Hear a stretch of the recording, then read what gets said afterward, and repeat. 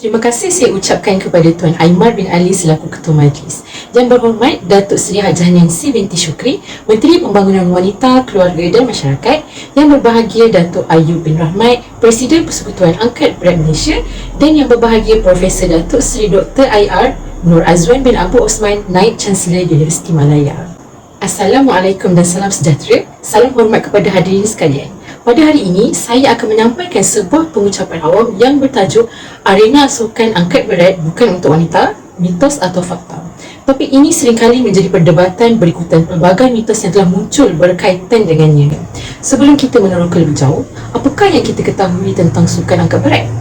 Angkat berat merupakan senaman yang melibatkan penggunaan rintangan seperti dumbbell, barbell atau mesin berat yang bertujuan untuk meningkatkan kekuatan otot dan prestasi fizikal secara keseluruhan. Meskipun aktiviti ini popular dalam kalangan lelaki, terdapat juga golongan wanita yang telah menceburkan diri dalam arena sukan angkat berat.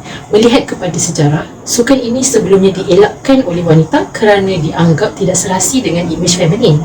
Namun, sejak pengenalan kejohanan angkat berat wanita pada tahun 1987, telah menjadi transformasi yang ketara di mana sukan angkat berat kini bukan sahaja diterima, malah dianggap sebagai simbol kekuatan, keaziman dan kemerdekaan wanita pelbagai peringkat umur dan latar belakang. Sehubungan dengan itu, akan saya kongsikan dua mitos berserta fakta sebenar yang terkenal tentang sukan angkat berat wanita yang menjadi punca kerisauan dan penghalang segelintir wanita daripada melakukan aktiviti ini sejak dahulu sehingga kini. Mitos pertama, sukan angkat berat akan menjadikan wanita lebih berotot dan sasa. Tidak dapat dinafikan, sukan ini diminati oleh para lelaki kerana ia dapat membina jisim otot yang membolehkan dengan mereka kelihatan lebih berotot dan kuat. Oleh itu, tidak hairanlah ramai wanita menganggap sukan ini tidak sesuai untuk mereka lakukan, memandangkan ia melibatkan latihan bebanan berat yang boleh membuatkan mereka kelihatan lebih maskulin daripada yang sepatutnya. Jadi, benarkah mengangkat berat boleh membuatkan wanita menjadi gagah dan berotot kekar seperti lelaki? Atau adakah hanya mitos semata-mata? Hadirin yang dikasihi sekalian, kenyataan ini sebenarnya hanyalah satu mitos yang sudah ditepis oleh pakar-pakar perubatan.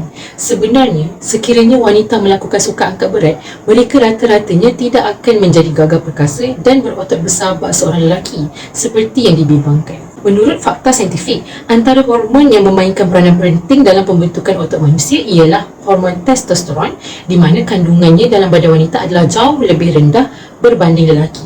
Oleh yang demikian, adalah sukar bagi wanita untuk mendapatkan otot yang sama besar seperti lelaki hanya kerana melakukan sukan angkat berat ini. Tambahan pula, apabila bercakap mengenai sukan angkat berat untuk wanita, ia sebenarnya melibatkan latihan kekuatan atau latihan rintangan yang membantu wanita membina otot sihat tanpa lemak berlebihan.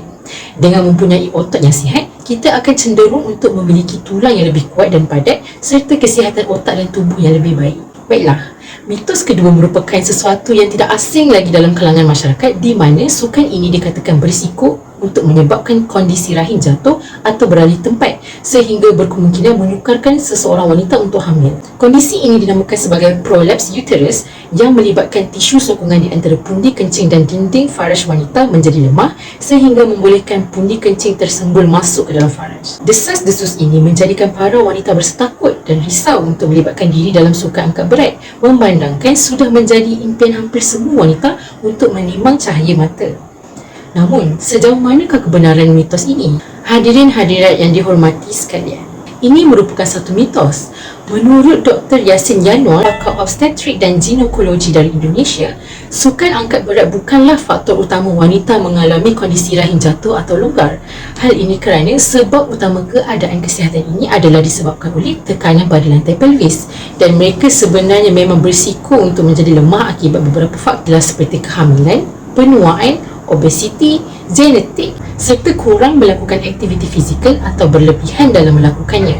Namun begitu, faktor kelemahan lantai pelvis ini lebih berkait dengan kehamilan dan kaedah bersalin yang memerlukan bantuan seperti forceps berbanding faktor angkat berat. Malah, jika aktiviti ini dilakukan dengan bimbingan yang betul, sukan angkat berat dapat menguatkan otot-otot yang mendukung rahim sekaligus mencegah prolapse uterus. Sebagai contoh, dengan memberikan tumpuan kepada teknik mengangkat beban dengan betul, pemilihan berat yang sesuai dengan kemampuan serta fokus dalam latihan kekuatan keseluruhan akan dapat memastikan keseimbangan otot yang penting agar lantai pelvis tidak menjadi lemah. Maka, tidak wajar sukan angkat berat ini dituduhkan sebagai punca utama berlakunya rahim jatuh bagi wanita. Hadirin yang dihormati, berikut merupakan dua mitos tidak berasas yang telah saya jelaskan faktanya mengikut sumber-sumber sahih. Kesimpulannya, sukan angkat berat bukanlah aktiviti yang perlu dihindari oleh wanita maupun lelaki, memandangkan ia membawa pelbagai manfaat yang dapat kita perolehi melalui pelaksanaan latihan yang betul dan bersesuaian dengan setiap individu. Akhir kata, ayuhlah kita terus menekankan pendekatan holistik dalam mengamalkan sukan angkat berat untuk mencapai kesejahteraan dan kecergasan tubuh badan. Sekian daripada saya. Terima kasih.